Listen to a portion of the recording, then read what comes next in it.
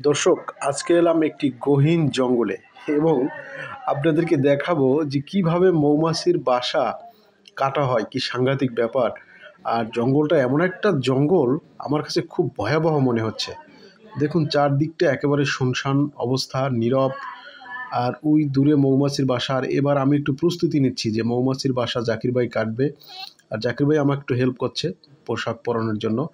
এই যে জাকির ভাই দেখুন, আস্তে আস্তে ধীরে ধীরে সে ভিতরের দিকে যাচ্ছে এবং সেই বাসার দিকে অগ্রসর হচ্ছে। আমার কাছে সাংঘাতিক লাগে একটা বিষয়, যে জাকির ভাই কিন্তু কোনো ধরনের সেফটি বা পোশাক পরেনি, অথচ সে নির্ভয়ে এগিয়ে যাচ্ছে বাসার দিকে। তো আমার আসলে কিন্তু খুব একদিকে ভয় লাগছে, আর আর অন্যদিকে একটু কৌতূহল যে কিভাবে সে বাসাটি কাটবে।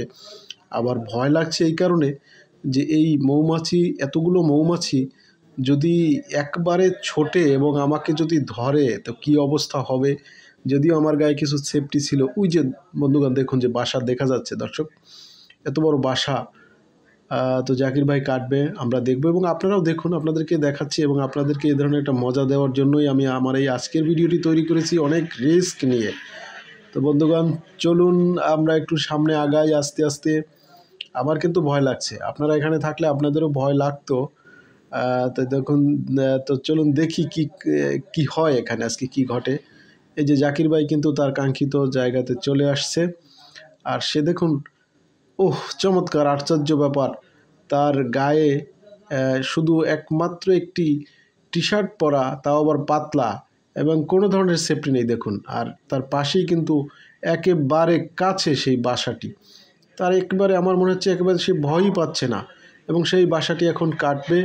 সে হয়তো এই বাসাটি কাটার জন্য এক ধরনের প্রস্তুতি নিচ্ছে যে কিভাবে সে বাসাটি কাটবে। একটু সেফটি হয়তো সে এবার দিবে, দেখি কি করে। তো একটু তার কাছে তার যেটি শার্ট আছে এবং শার্ট দিয়ে সে একটু প্রস্তুতি নিবে। আমরা দেখতে পাচ্ছি হয়তো তার হাতে একটি কাঁচি আছে, কাঁচিটি ওই পাশে রেখেছে। তার সাথে একজন লোক আছে নিচে, সেও কিন্তু, এই যে দেখুন কি অবস্থা, কি অবস্থা, মারাত্মক অবস্থা এখানে। ওহো, এইবার পড়লো এই যে মানে মৌমাছির যে দলা চাকা, সেগুলোকে একেবারে সে কাঁচি দিয়ে ফেলে দিল। এই যে দেখুন কি অবস্থা। ওহ, চমৎকার চমৎকার চমৎকার! এবারে সে বাসাগুলো কাটতেছে এবং বাসাটি কাটবেন। দেখা যাক এটিতে মৌ আছে কি না। এত বড় বাসা, মৌ তো থাকার কথা। তারপর এখানে একটু ঝুঁকি আছে, সে বলছিল যে এটিতে মৌ নাও থাকতে পারে। এই যে দেখুন, মধু মনে করেন সিজন এখন শেষ। এখন সিজন শেষ। মনে করেন যে কিছুদিন আগেই এই যে বাচ্চাগুলো, এই যে পোকগুলো দেখতেছেন না, এগুলো হইলে মৌমাছির বাচ্চা। এরা অলরেডি খাইয়ে ফেলাইছে, কথা বলছে। আর এই যে কাটলাম, এই যে মনে করেন যে এই যে বাসাটা তো 4 হাত থেকে 5 হাত হবে না, এই যে 5 হাত, এই যে বাসাটা বিশাল বাসা। এই যে আগুন ছাড়া বাসা কাটলাম, লুভো ছাড়া ধোয়া ছাড়া বাসা কাটলাম। মনে করেন যে বাসা তো মধু নাই, এই তো দেখলেন যে কি কাজে কি কাটলাম। হ্যাঁ, বাসার মধু খাইয়ে রয়েছে। ওই যে মনে করেন সিজন শেষ, এখন ফুল ফল নাই, মধু পাইবে কই, এই জন্য। দর্শক, আপনাদেরকে ভিডিওটি দেখালাম এবং দেখুন এরপরে নিচে অনেক পড়ে রয়েছে, সেগুলোর সাথেও কিন্তু অনেক পোকা। তো যাই হোক, এই ভিডিওটি আপনাদের কেমন লাগলো জানাবেন। আর এরকমের ভিডিও মাঝে মধ্যে দেখাবো। আল্লাহ হাফেজ, আসসালামু আলাইকুম।